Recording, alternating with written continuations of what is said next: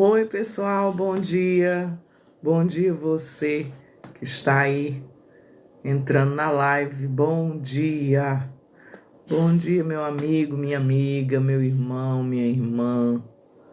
Bom dia. Agora vai dar certo. Bom dia, você que está entrando aí comigo. Bom dia, amigos queridos, amados irmãos, que Deus possa abençoar a sua vida, que Deus possa chegar nesta quinta-feira e que você possa entender a sua vontade, que é plena, que é maravilhosa. E aí, muitos de nós, deixa eu só abrir aqui a Bíblia no texto, gente. Muitos de nós têm vivido coisas e enfrentado situações em que você fica aí meio perdido, né? Nosso texto hoje está lá em Mateus, deixa eu abrir logo aqui. Eita, Deus da glória, nós ficamos perdidos tentando entender o que está acontecendo e muitas vezes não adianta, meu amado, minha amada, filha de Deus, descansa no Senhor, espera nele, que ele é o dono de tudo, o autor da vida, o libertador, aquele que pode fazer as coisas acontecerem. Mas eu queria começar falando que eu estou observando alguns comportamentos, porque a biblioterapia está chegando. Ontem mesmo eu gravei um vídeo dizendo que eu estava cansada de ver as pessoas repetindo os mesmos ciclos, sem avançar, fica andando assim, ó, em círculo, não sai do lugar. Sabe por quê? Ou porque não quer, muitas vezes não quer. Tô acomodado, tá de boa, eu aguento esse trampo, eu aguento, eu consigo, eu sei o que é que eu tô fazendo. Pastora, tu sabe de nada, quem sabe sou eu sou o dono da minha vida, eu sei o que é que eu tô fazendo. E aí você vai vivendo acomodado, vai vivendo sua vidinha, do jeito que você pensa que é bom para você. E aí Jesus faz um convite para nós, Mateus 11, 28, 30, um convite que todo mundo quer viver, mas nem todo mundo quer se esforçar para ter. E aí Jesus diz assim, ó, venham a mim, todos os que estão cansados e sobrecarregados, e eu darei descanso a vocês. Tomem sobre vocês o meu jugo e aprendam de mim, pois sou manso e humilde de coração, e vocês encontrarão descanso para as vossas almas. Pois o meu jugo é suave e o meu fardo é leve. E aí, você não quer não trocar? Na mesma hora, Senhor, toma, mas na mesma hora a gente toma de volta. Amados, olha o que a gente tem visto de pessoas passando luta, passando dificuldades, sendo provados, são doenças na alma, são questões pessoais que para receber a bênção, olha, gente, não se entrou na terra prometida sem passar por um deserto, não se entrou em Canaã sem passar pela vida. Não se entra ou se recebe uma promoção sem mostrar trabalho, sem se esforçar. Ninguém consegue um casamento sem o namoro, o noivado, sem o esforço de comprar as suas coisas para dentro de casa. Ninguém consegue pagar as contas do fim do mês sem empreender esforço para receber o dinheiro. Nem que seja no meio da rua pedindo, você tem que empreender algum esforço para comer todo dia. Eu tive um pastor que dizia que não tem nada que não seja pago. De alguma forma você está pagando aquilo que você está conquistando, seja com a sua vida, seja com o seu trabalho, seja com o que quer que seja. Nós temos que nos esforçar. Mas o que eu estava pensando mesmo é sobre os esforços extras. Aqueles que você não precisa fazer. Ou o peso que você não precisa carregar. Muitas vezes nós carregamos peso que não tem nada a ver com a sua vida, com a minha vida, com a vida de quem quer que seja. Mas você insiste no processo de estar carregando peso extra. Existem dois tipos de carregadores de peso. E eu vou falar da cruz. Existem dois tipos de carregadores de cruz. Segundo os dois textos que estão aqui, Lucas 9, 23, 24, Jesus dizia a todos: se alguém quer vir após mim, a si mesmo se negue dia a dia. Tome a sua cruz e siga-me. Olha, pregar a cruz todo dia, carregar um peso. Pois quem quiser salvar a sua vida, perdê-la-á. E quem perder a vida por minha causa. Olha, gente, perder a vida por causa de Jesus é deixar o passado no passado, seguir adiante, prosseguir para o alvo. Eu tenho dito isso tanto na Igreja Graça e Vida. O outro é que o outro texto, Marcos 15, 21, diz que tinha um homem de Cirene chamado Simão, pai de Alexandre e de Rufo, que passava por ali vindo do campo. E eles o forçaram a carregar a cruz. Segundo os textos em referência acima, nós podemos compreender que tem dois tipos de carregadores: os voluntários e os convocados. Aqueles que vão porque querem. Eu fui chamado, mas eu vou porque eu quero. E aqueles que são praticamente obrigados: vem, você tem que ir. Você tem que carregar a cruz. O convite feito por Jesus, ele é amoroso para todos nós. E ele deixa bem claro que para segui-lo é preciso fazer um balanço, uma avaliação sobre tudo que você vai ter que renunciar, para quando não chegar lá na frente da batalha, você sair correndo com medo do futuro. Porque começar uma nova jornada requer posição. Começar uma nova jornada requer força. Começar uma nova jornada requer convicção. E saber que aquilo vai empreender esforço. Mas aí quando você está carregando peso, cruz, dificuldade, e você insiste em carregar o peso dos outros, você não vai suportar. Quando nós estamos numa guerra, nós temos que saber que muitas vezes nós vamos para a guerra sozinhos. E nós temos armas espirituais que o Senhor tem nos dado.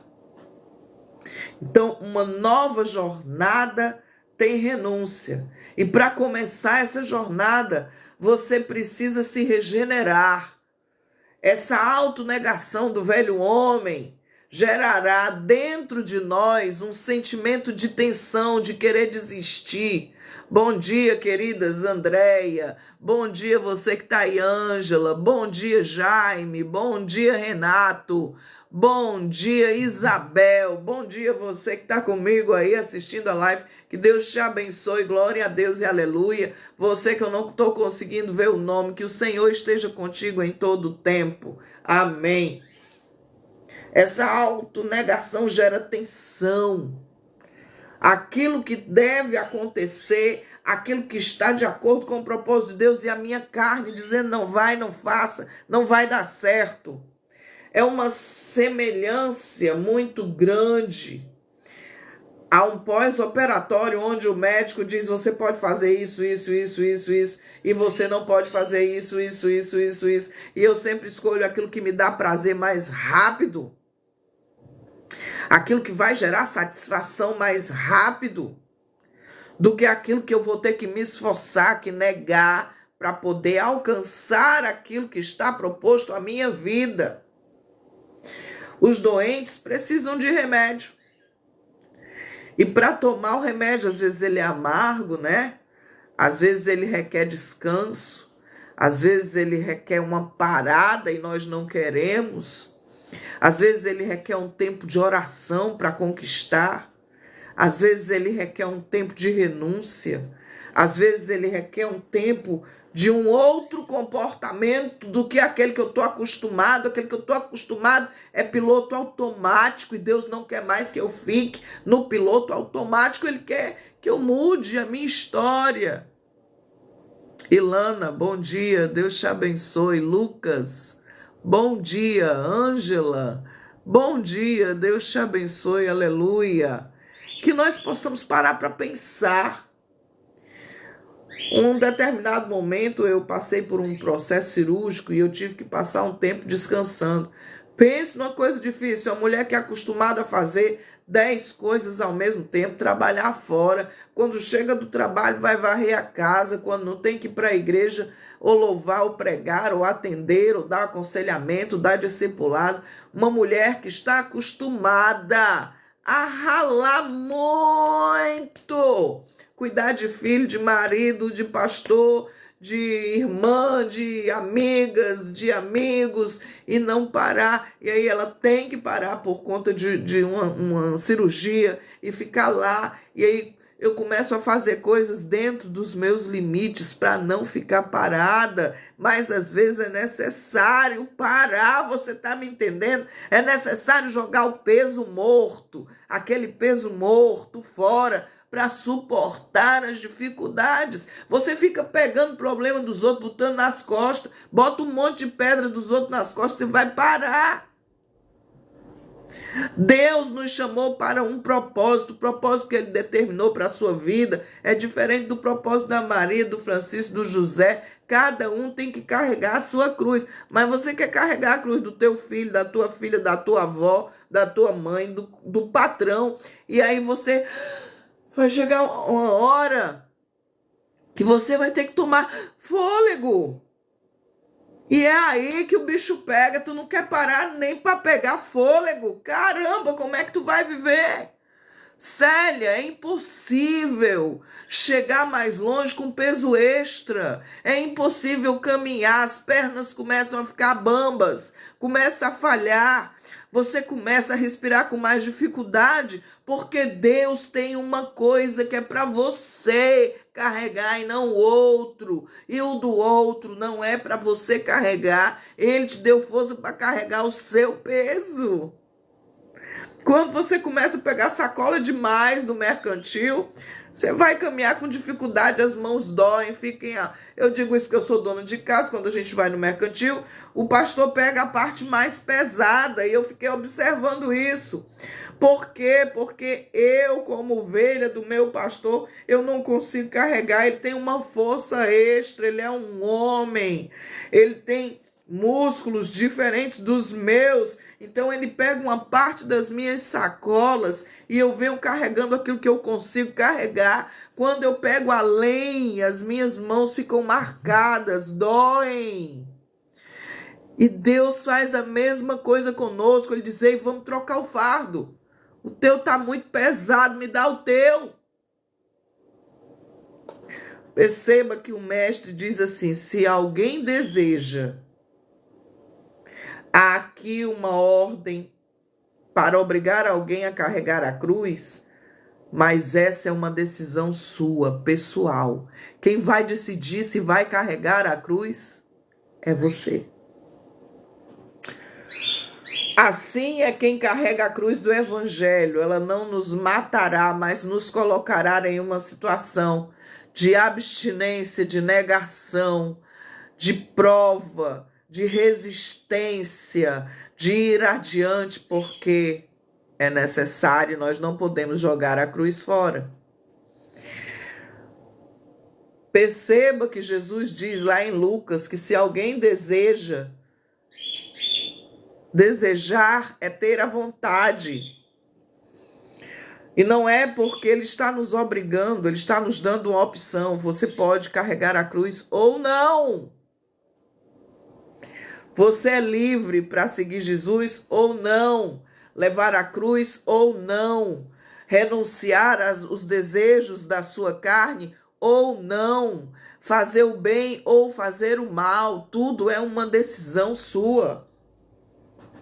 E este amoroso convite ressoa suavemente todos os dias aos nossos ouvidos quando Deus tem um propósito nas nossas vidas. A única base vertical que nos aguardava no lugar onde Jesus ia ser crucificado era a verdade do meu e do seu pecado num lugar chamado Calvário, caveira, dor, renúncia, negação. Os soldados chamam Simão, que vinha do trabalho, a força, o patibulum, que Jesus carregava sobre os seus ombros. Jesus estava exausto, tinha sido uma noite inteira de interrogatórios, espancamentos, afrontas, sem ter comido ou bebido, com fome, sua humanidade completamente exposta. E nós queremos correr só de pensar nessa situação. O Filho de Deus sequer estava conseguindo manter o seu próprio peso, quanto mais carregar por quase 2 quilômetros uma carga extra de 25 a 35 quilos. E aí vem alguém para ajudá-lo a carregar a cruz. E eu fiquei pensando muito nisso. Carregar a cruz. A Bíblia não nos revela o que Simão pensou ou falou, porque não tem mesmo, ele não falou nada. Mas talvez ele tenha feito algumas reflexões que é humanamente possível, gente. Essa cruz não é minha, por que eu vou carregar? Gente, eu estou sendo envergonhado. Eu não fiz nada. E aí esse homem também não fez. O que está acontecendo? Por que eu resolvi me aproximar dele? Tanta gente na multidão, por que eu? Eita Deus! E aí eu quero te levar a refletir sobre essas perguntas. Tanta gente na multidão, talvez melhor preparado, talvez mais forte, talvez mais bonito, com os dentes mais completos do que os meus, com um sorriso mais carisma, mas não tem nada a ver com isso, gente. A escolha de Deus, a escolha para você carregar uma questão, um ministério, um chamado, uma missão, não tem nada a ver com isso, tem a ver com aquilo que Deus viu em você, o seu caráter, a sua força, o seu caminhar, a sua perseverança, aleluia. Às vezes nós passamos por situações que fogem do nosso controle e nós não conseguimos racionalizar os motivos de tamanha dor, de tamanho sofrimento, mas nós entramos num estado de autopiedade, nos sentindo como alvo daqueles problemas, uma conspiração. Eita, fugiu a palavra. Uma conspiração contra nós. E nós pensamos em sair de perto, nós nos arrependemos do dia em que aceitamos aquela missão e nós queremos desistir. Outros entram num estado de depressão. Mas o que Simão Pedro não sabia é que ele tinha que fazer o que Jesus. Gente, isso é muito forte, você não tem noção. Eita Deus. Eita Deus da glória. Deixa eu só concluir aqui porque estão me ligando. Quando iam levando Simão Pedro, que vinha do campo, e puseram a cruz nas costas, ele tinha que fazer o que Jesus não podia fazer. Quando Jesus te chama, ele está dizendo que você vai fazer aquilo que ele não pode fazer naquele momento. Quando iam levando, quando ele vinha, que puseram a cruz nas costas dele, Jesus, porém, olha para essas pessoas e disse: filhos e filhas, não chore por mim. A bendita cruz cria um ambiente profético e Jesus pode falar através daquilo que estamos passando, vivendo e transformar toda a situação. Guarda isso no teu coração. Jesus é o Senhor da história. Ele é o Senhor da tua vida. E Ele vai mudar toda e qualquer situação. Deus te abençoe. Grande beijo. Fica meditando aí nessa palavra. Amém. Glória a Deus.